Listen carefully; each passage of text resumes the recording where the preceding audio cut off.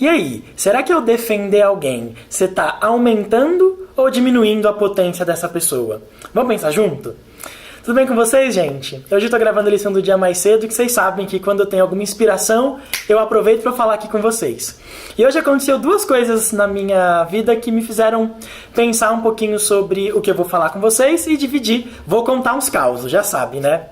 A primeira coisa é que eu tava no grupo da minha família e a gente tava conversando sobre o Dia das Mães e tal, e aí marcando horário, blá blá blá, e aí eu disse uma coisa pro meu irmão que é uma verdade, enfim, fiz um comentário com ele sobre, eu não vou falar o que é, porque eu toda hora apareço com meu irmão, com minhas pessoas aqui, e aí a minha irmã mais velha foi defender meu irmão, e aí minha outra irmã falou, mas por que você está defendendo o Pedro? O que o Caio falou, ele só falou a verdade. Enfim. E aí, não achei nada demais a ponto de vir aqui dividir com vocês isso. Mas eu tenho o costume de olhar o que os psicólogos estão publicando e tal. E eu sempre dou coração e tal, porque é um jeito de incentivar o trabalho de outros psicólogos e ver o que eles estão fazendo. E geralmente quando eu acho alguma coisa legal, eu incentivo. E fazendo isso, olhando as páginas dos terapeutas, eu vi uma postagem que uma psicóloga colocou, que tinha teoricamente um psicólogo atendendo um paciente, e tava tanto o paciente quanto o psicólogo de máscara, só que eles estavam fazendo a consulta online. Eu achei graça, porque os dois estavam de máscaras, e fiquei pensando, né, nesses cenários que a gente tem hoje em dia, do povo fazendo videoconferência, indo no banheiro, e enfim, esquecendo de desligar a câmera, e fiquei pensando que é a minha cara atender um paciente, eu estando de máscara, e o paciente também, eu nem perceber. Achei graça e comentei, por que eles estão de máscara se o atendimento é online? Achei graça. Passou aí, nem dei importância para aquilo. E segui vendo os outros posts e tal. E aí, uma pessoa veio comentar que eu devia não ridicularizar as outras pessoas e enfim, algo nesse sentido. E aquilo me chamou a atenção, porque eu fiquei pensando, puxa, primeiro, né, por que alguém acharia que rir é ofensivo? Né, claro, eu não estava rindo de alguém, eu estava rindo da situação, achei realmente curiosa. E fiquei pensando sobre isso. Mas aí eu respondi, falei isso no comentário, né, de que, puxa, eu não estava rindo da psicóloga em si, estava rindo da situação e tal. E aí essa pessoa veio na minha mensagem privada, começou a, enfim, querer meio que me dar uma lição de moral e tal. E enquanto isso, a própria psicóloga veio falar comigo, dizendo que ela também achou graça, que ela também deu risada, achou provocativo e tal. Enfim, ela foi super simpática, inclusive. E eu fiquei pensando nisso. A psicóloga em si nem havia se ofendido, mas a outra pessoa se ofendeu, pegou as dores dela, veio brigar comigo. E eu fiquei pensando sobre isso, que como às vezes a gente acha que a gente precisa defender alguém, e essa é uma experiência que me preocupa, porque pensa no primeiro caso, por que minha irmã sentiu que meu irmão não tinha condição de dizer pra mim, não, Caio, vai se ferrar, ele não falou nada porque era verdade mesmo, mas por que minha irmã não achou que ele podia ele mesmo se defender? Ou então, essa outra mulher em relação à psicóloga, por que ela achou que a psicóloga não tinha potência de dizer, vai se fuder, moleque, o que você está comentando aqui no meu stories?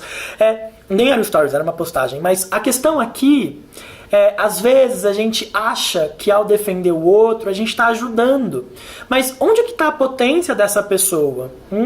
Quer dizer, quantas vezes a gente tira a voz de alguém porque a gente não deixa essa pessoa tomar posição, se defender se for o caso. Eu mesmo já fiz muito isso. Eu lembro de um namorado que eu tinha, que ele era uma pessoa mais passiva, assim, e várias vezes eu peguei ele em situações em que ele estava sendo mesmo tirado de bobo pelas pessoas. E eu lembro de ter um impulso de ir lá e defender e falar que...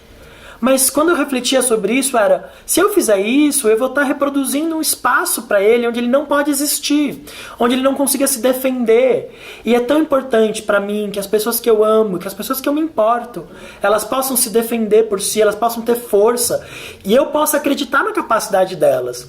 Com esse namorado eu falava para ele geralmente, eu falava, olha, o que você acha disso que estão fazendo com você? Né? Dessa postura, de como estão tratando as tuas coisas. Ele ficava bravo, às vezes chegava em casa e ficava bravo, e começava a bufar, eu falava, não adianta você ficar bravo aqui, vai se defender, você pode, você tem potência, eu acredito na sua capacidade.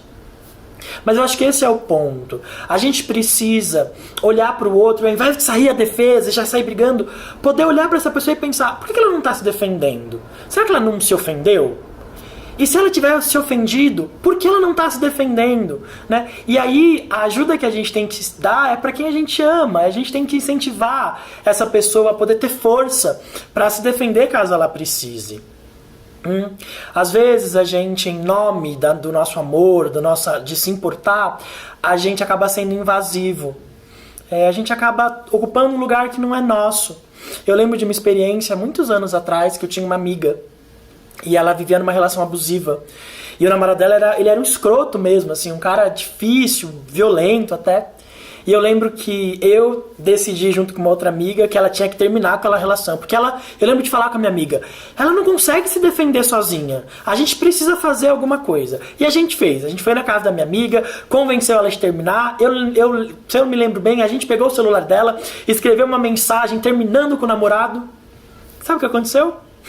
Deu tipo um mês, ela voltou com o namorado proibiu ela de falar com a gente, ela ainda ficou de cara virada com a gente, de cara virada não, porque ela gostava da gente, mas ficou ali entre o namorado e a gente, enfim, passou um tempo, ela foi pra terapia, e na terapia dela, na época a gente estava na faculdade, e na terapia dela ela foi se fortalecendo, e a psicóloga dela foi ajudando ela a olhar para essas coisas, e eu entendi isso lá naquela época, que naquele momento em que eu e minha outra amiga pegamos o telefone, fizemos ela terminar e tal, a gente não estava ajudando ela, porque assim como o namorado dela ficava numa posição, deixava ela numa posição submissa, a gente fez a mesma coisa. A gente entendeu que a gente sabia melhor o que ela precisava do que ela mesma e saiu entrando na frente. E a gente não ajudou. Hoje, essa minha amiga é uma grande psicóloga, ela é uma mulher super potente. E eu reconheço que ela só se tornou essa mulher potente porque ela olhou para os problemas e para as questões dela de dependência e ela foi se livrando. O melhor que podia ter feito lá atrás era apoiar ela, ajudar ela a se tornar mais potente. Eu não tinha essa sabedoria ainda. Hoje eu tenho. Mas eu achei que valia a pena dividir com vocês. Não se intromete na briga que não é tua. Não compra. Porque às vezes a gente impede alguém de encontrar a própria potência. O melhor que a gente tem a fazer é incentivar essa pessoa, ajudar essa pessoa a enxergar e dar suporte e dar apoio mesmo. A gente precisa dar espaço para que as pessoas se tornem aquilo que elas podem ser. E nem sempre as pessoas podem ser o que a gente espera que elas sejam. Então, a gente dá tempo, dá amor, dá suporte e espera que elas cresçam. Não é mesmo? Eu espero que essa reflexão te toque de alguma forma e que você repense quando você quiser se intrometer na vida de alguém, na história de alguém. Não. Pergunta pra pessoa, apoia a pessoa, ajuda a pessoa a crescer que tá do teu lado. Tá bom? É isso. Beijo pra vocês. Tchau, tchau.